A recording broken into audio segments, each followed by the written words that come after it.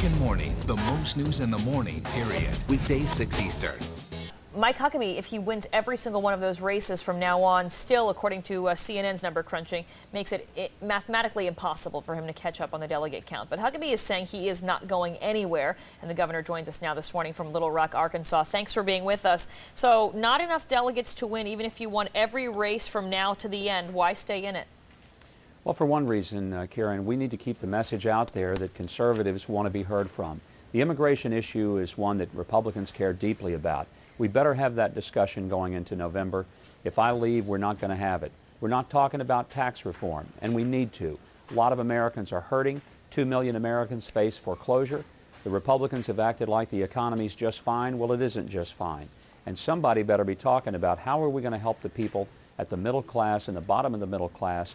And it's not going to happen if we just suddenly ignore that many Americans are struggling, particularly small business owners, to keep their places open. And for many conservatives, the Human Life Amendment becomes an important reason that they are Republicans.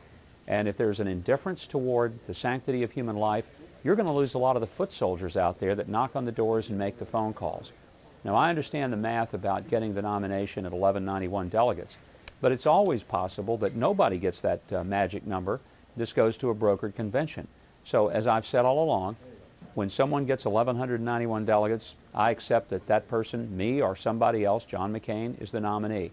But until then, voters in these other states at least ought to have a choice and a voice, and they don't have that if we just declare this thing over. Mississippi's Governor Haley Barbour recently said, I think Governor Romney did the country and the party a service. It was the right thing for him to recognize that McCain is going to win the nomination. He put the future of the country in front of his own interests. Does staying in the race, Governor, hurt the GOP? No, not staying in the race hurts the GOP. It makes it like that we're so weak that we can't even have a debate and a discussion. If this party is so completely incapable of discussing the issues that matter deeply to Republicans, then I'm not its problem. Its problem is it doesn't have a message that it can run on, and it wants to just sort of circle the wagons and act like that all is well. Well, it isn't all well, and anyone who thinks it is kidding themselves and is going to get clobbered in November. We better have this honest discussion about what it is that's caused a lot of people to say they're going to vote Democrat this year. We can change that. It's not too late, but it is going to be too late if we act like we're afraid to have an election. If the party wants to have a coronation and not an election, then set up the rules like that. But that's not the way it's set up. We're supposed to have these primary contests so voters can express themselves. If we act like now that we don't want to hear from them, what does that say to the voters of the Republican Party? We're not interested in what you think? I hope not. You know, it's interesting because you brought up economic concerns, and in Wisconsin, you actually did very well among voters who said that they want a candidate who shares their values, but John McCain easily beat you among voters who thought the economy was the most important issue. How do you convince voters that your fair tax plan and that your economic proposals are stronger than what McCain's putting out there? Well, for one thing, you know, if every day I wasn't faced with the constant barrage of every media outlet in America saying the race is over, the race is over, if people believe that there was a reason to continue having this discussion, I think it would have more traction. There are a lot of people in this country who do think our economy needs serious help, and the people who have looked at the fair tax, they know that it would make a dramatic difference in saving a lot of American jobs, small business particularly, and would give a lot of Americans, particularly those at the bottom, a chance to actually reach the next rung on the ladder rather than finding themselves slipping further and further behind.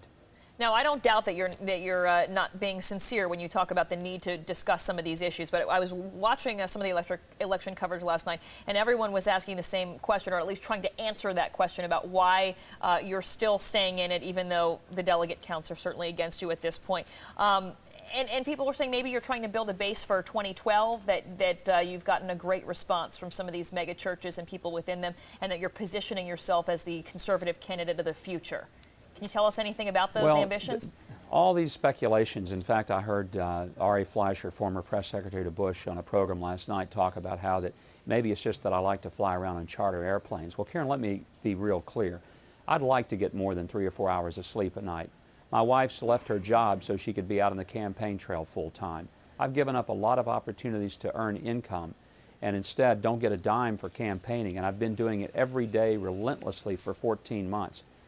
There's got to be something other than my ego driving this, and I'd like for people to understand that it might just be I love my country, and I'm really worried about it. I'm worried about the future for my own children and for their friends. A $9 trillion debt, and who's giving it to us? Washington. So what are we going to do, elect somebody else from Washington to run the country? I'm not sure that, a lot of people are yet getting it, that if we continue to go the direction we're going, overspending and overtaxing, we don't really present the best kind of future for the kids that we've raised, and we owe them better than that. Mike Huckabee, presidential candidate and former Arkansas governor, thanks so much for joining us this morning. Thank you, Karen.